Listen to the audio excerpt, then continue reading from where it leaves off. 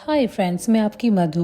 आज मैं आपको D Monty colony Tamil based movie explain करूंगी। ये एक हॉरर मूवी है। IMDb पे इसे 7 मिला है आउट ऑफ 10। तो चलो शुरू करते हैं बिना कुछ देरी के। मूवी की शुरुआत में हमें एक तगड़ा सा प्रोड्यूसर दिखाई देता है जो अपने स्टूडियो की तरफ जा रहा होता है। वहाँ पे राघव आया होता है अपना स्टोरी बताने। राघव को स्क्रिप्ट राइट करना बहुत ही अच्छा लगता था। राघव जो है कहानी प्रोड्यूसर को बताने लगता है। प्रोड्यूसर को वो कहानी अच्छा तो लगता है, पर वह ये कहता है कि इस तरह की मूवी जो है बहुत एक्सपेंसिव होते हैं, तो अगर तुम्हारे पास कोई कॉमेडी मूवी हो तो मुझे बताना। राघव वहाँ से बाहर निकलता है और रास्ते में वो अपने फ्रेंड सचित को कॉल करता है और पूछता है भाई तू कहाँ है। सचित बोलता है यार मैं काम पर हूँ। सचित इलेक्ट्रिशियन होता है और वो एक घर पे काम कर रहा होता है। अब पूरा दिन काम करने के बाद सचित ऑनर से कहता है कि आपकी 1400 हुआ है टोटल। वो ऑनर उससे कहता है 1400 में क्यों ना मैं तुम्हें अपने पगार पे ना रख लूँ, चुपचाप ये 1000 लो और जाओ यहाँ से। सचित बाहर जाता है घर के और वो रास्ते में अपने दोस्त विमल को कॉल लगाता है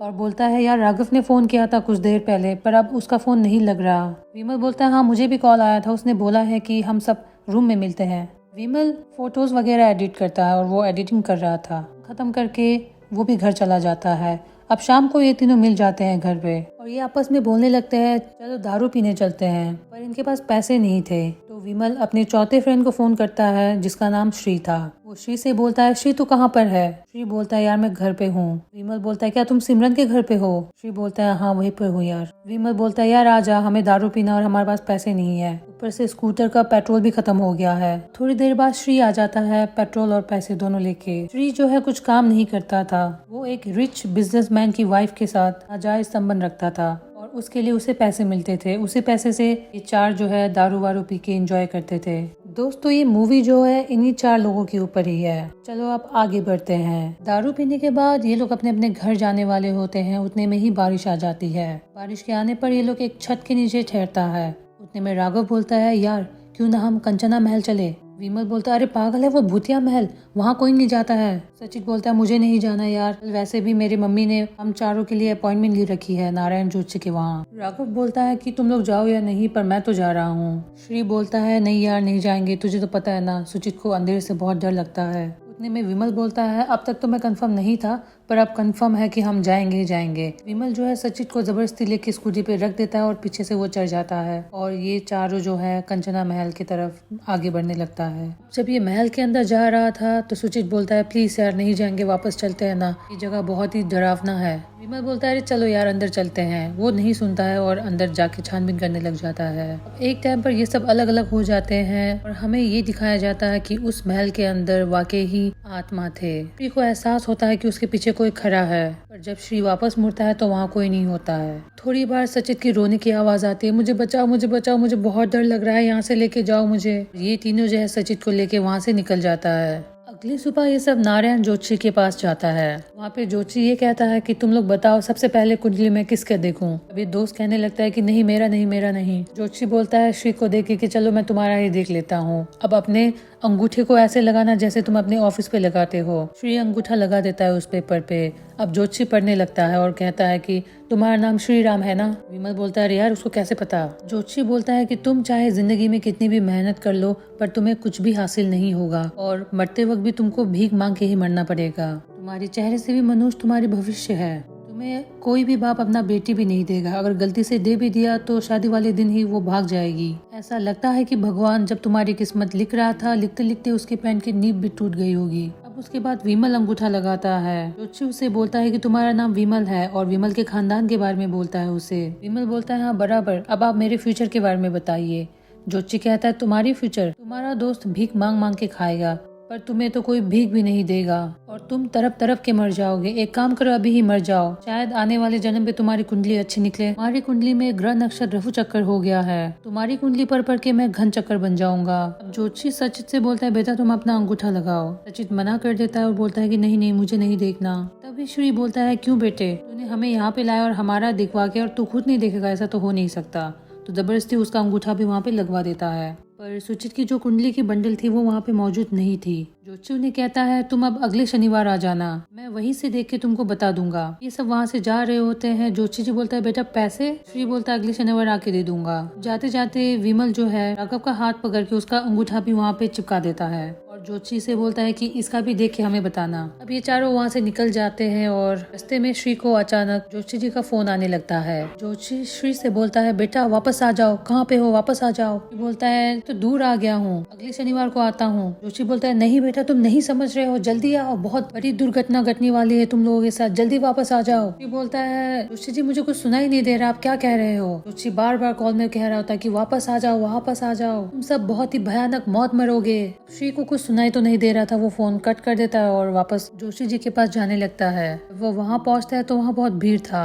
आगे जाके वो देखता है तो जोशी जी ने आत्महत्या कर लिया था। ये देख के श्री को थोड़ा अजीब लगता है पर वो वहाँ से निकल जाता है। अब ये चार अपने रूम पे पहुँच जाता है। श्री और विमल जो है वो बियर पी रहा होता है और टीवी देख रहा होता है। सचित सो रहा होता है और राघव जो है लैपटॉप में कुछ देख रहा होता है। राघव बोलता है क्या तुम लड़कियों की तरह सास बहू देख रहे हो, इधर आओ और देखो कंचना महल। विमल बोलता है हाँ यार दोस्त, ये बता एक्चुअली वहाँ पे हुआ क्या था? राघव कहता है पता है तुझे वहाँ पे कितने लोग मरे हैं, क्यों मरे हैं, कैसे मरे हैं, किसी कुछ नहीं पता। सारे लोग जो है अलग अलग कहानियाँ बताते हैं, कुछ कहानियों में थोड़ी बात जो है कॉमन है। राघव उसे कहानी बोलने लगता है। 19वीं शताब्दी में भारत पे अंग्रेजों की हुकूमत थी। उस समय चेन्नई की सबसे बड़ी बिजनेसमैन जो है वो डी मोंटी था। डी मोंटी के 10वीं सालगिरह में उसके माँ ने उसे एक तोहफा दिया था। तोहफा देने के कुछ अरसे बाद उसकी माँ की भी मौत हो जाती है। तोहफा जो है वो बहुत बेशकीमती हार कंचना लॉकेट था। डी मोंटी की वाइफ जो थी वो ज्यादातर बीमार रहती थी। अब डी मोंटी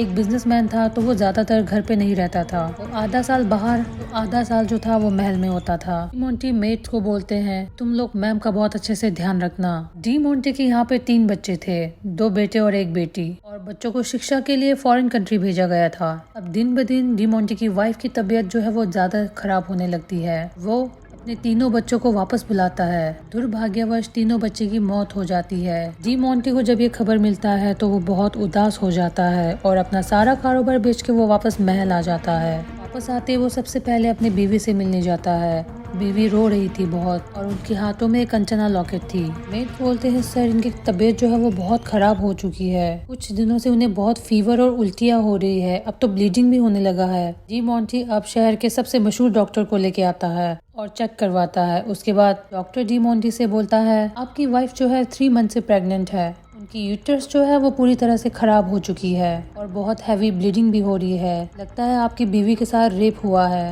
उनका एक ऑपरेशन करना होगा वरना उनकी जान भी जा सकती है। इस बारे में मैं ईस्ट इंडिया के सबसे बड़े सीनियर डॉक्टर जो है उन्हें इत्तला कर देती हूँ क्योंकि ऑपरेशन वही करेंगे। अब डी मोंटी उसे बोलता है नहीं, ना तो मेरी बीवी इस महल के बाहर जाएगी ना ही ये बातें। डॉक्टर बोलती है नहीं, ये मेरे उसूल के खिलाफ है, मैं ये ऑपरेशन करना ही होगा और उन्हें यहाँ से लेके जाना ही होगा वरना उनकी मौत हो सकती है। अब डी मोंटी जो है डॉक्टर को कन्विंस करने लग जाता है कि प्लीज नहीं, हम नहीं लेके जाएंगे उसे यहाँ पे, जो भी होगा यहीं पे होगा, ऑपरेशन भी हम महल में ही करवाएंगे। डॉक्टर मान ही नहीं रही थी। अब धीरे धीरे डी मोंटी अपना मानसिक संतुलन जो था वो खो बैठा था और वॉल पे लगे कुल्हाड़ी को उठा के वो डॉक्टर के सर पे मार देता है और उसे वहीं पे मार देता है। अब डी मोंटी जो है अपनी बीवी को लेके हॉल की तरफ जाता है। वो हॉल में बैठ जाता है और गुस्से में सोचने लगता है इतने सुरक्षा के बावजूद अगर ये महल के अंदर घटना घटी है तो मतलब ये काम जो है महल के अंदर रहने वाले किसी इंसान का ही काम है। डी मोंटी जिसकी तरफ भी देखता उसे ये लगता था कहीं ये तो नहीं है। एक एक करके सारे महल में काम करने वाले को मार देता है क्योंकि जिसको भी देखता उसे ये लगता था कि इसी ने किया होगा। अब ये बात जो है आग की तरह तेजी से गांव वालों तक पहुंच जाती है। अब गांव वाले गुस्से में मोंटी के महल के अंदर घुसने लग जाता है। सारा दरवाजा और खिड़कियां जो है डी मोंटी ने पहले ही बंद कर दिया था। लोग बाहर से पत्थर फेंकने लग जाता है, आग जलाने लग जाता है।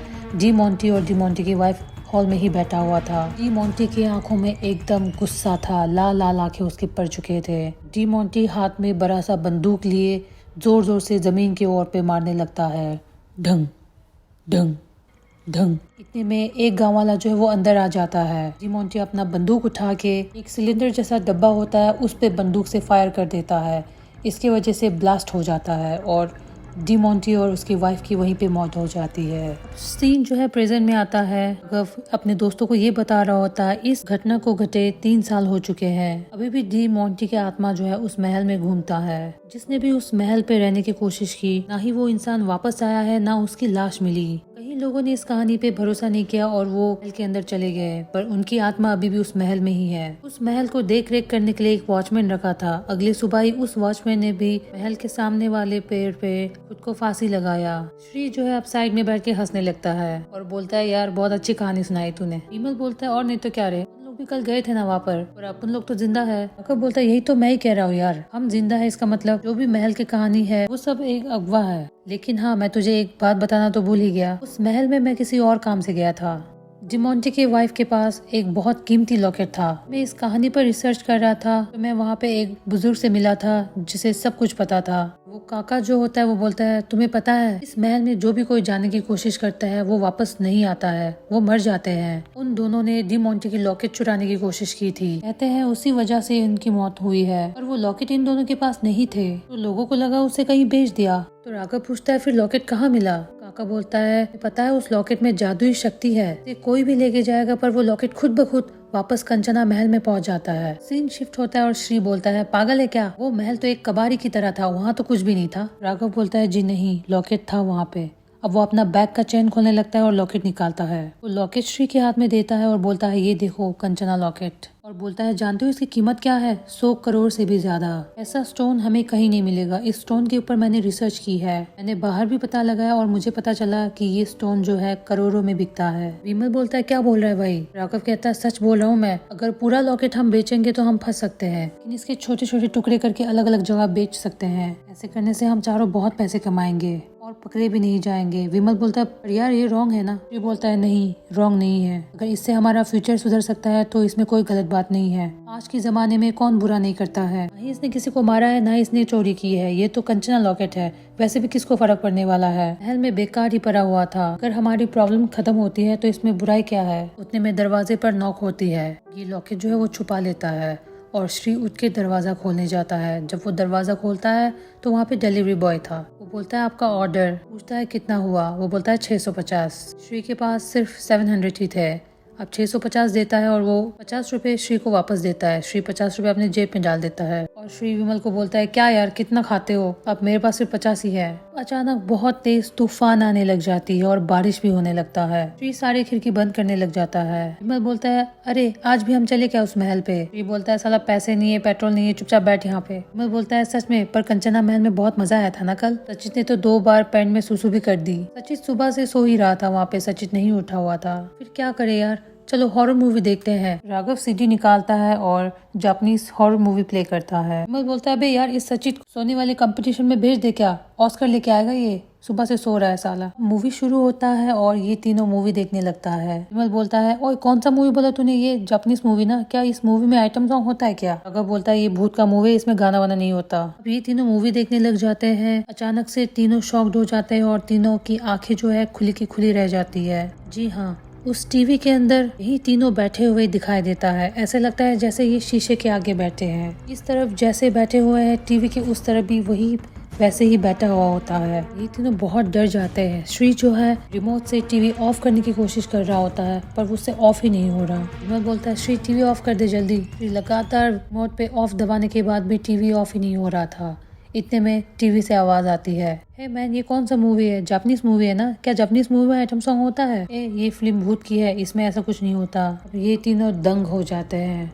जी हाँ, टीवी में बिल्कुल वही दिखा रहा था जो थोड़ी देर पहले घट चुकी है। अब श्री उठने वाला होता है। राघव बोलता है बैठ जा, पहले देखते हैं क्या होता है। थोड़ी देर बाद विमल को वॉशरूम लग जाता है और वो उठ के चला जाता है। श्री पूछता है कहाँ जा रहा है? विमल बोलता है सुसु करने जा रहा हूँ। विमल हल्का हो जाता है, वो अपना हाथ धोने लग जाता है। जब वो हाथ धो रहा होता है वो अचानक आईने में देखता है उसकी आंखें जो है पूरी सफेद पड़ चुकी थी। ऐसा लग रहा था कि किसी ने उसे पोजेस कर लिया। बार बार मुंह धो के चेक करता है पर हर बार उसका आंख जो है वो सफेद ही होता है। वो चिल्लाने लगता है, श्री श्री श्री, ये क्या हो गया देखो। कोई धीरे से उसकी टी शर्ट को खींचने लगता है। विमल बहुत डर जाता है, डर डर के श्री श्री बोलता है। इतने में ही भूत जो है वो विमल को उठा के पटक के फेंक देता है। उसे बहुत दर्द होता है, वो रोने लग जाता है। वो जल्दी से खड़ा होकर दरवाजे के पास जाता है और धक धक करने लगता है, श्री श्री दरवाजा खोलो। श्री और राघव को कुछ सुनाई नहीं दे रहा था। विमल जो है डोर की तरफ से उन्हें देख पा रहा था पर विमल का आवाज जो है वो श्री तक नहीं पहुंच रहा था। इतने में वॉशरूम में अजीब सी आवाज आती है।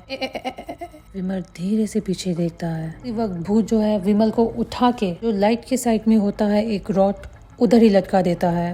उसे करंट भी लग रहा होता है और तरफ तरफ के वो हाथ पांव जो है अपने हिलाने लग जाते हैं। में श्री बोलता है राघव को, यार ये इतना टाइम क्यों लगा रहा है। श्री उठ के आता है और नॉक करने लगता है। विमल क्या कर रहा है यार, तू आजा बाहर। ने में विमल के आवाज में भूत कहता है, आ रहा हूँ मैं, आ रहा हूँ, तू जा। अब ये सुन के तो विमल के रोंगटे खड़े हो जाते हैं और भूत जो है विमल को उठा के जोर से पटक देता है बेसिन के वहाँ पे। उसका मुंह लगता है और उसका वहीं पे मौत हो जाता है। वॉशरूम के अंदर विमल की मौत हो जाती है। राघव और श्री मूवी देख रहा होता है और सचित जो है वो सो रहा होता है। दोस्तों ये मूवी बहुत ही मजेदार मूवी है और बहुत ही अच्छा और बहुत